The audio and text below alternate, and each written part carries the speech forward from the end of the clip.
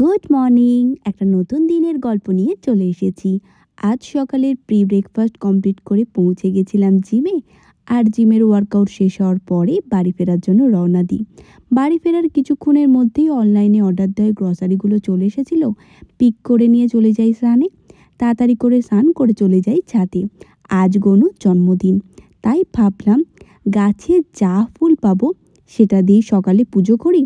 আর এক কাজ করব, সন্ধেবেলায় অফিসের কাজ শেষ হয়ে গেলে বাইরে থেকে কিছু মোদক নিয়ে আসবো না, নিজের হাতে একটু হেলদি মোদক করে গনুকে দেব। যেমন ভাবা তেমন কাজ।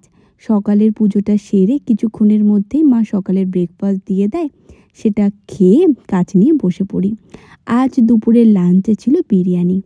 অনেক দিন বাদে মা করেছিল, কিন্তু সন্ধে হতেই প্ল্যান কাঁচলো। হঠাৎ করে শরীর খারাপ হয়ে যাওয়ার জন্য মোদক তৈরি করতে পারলাম না।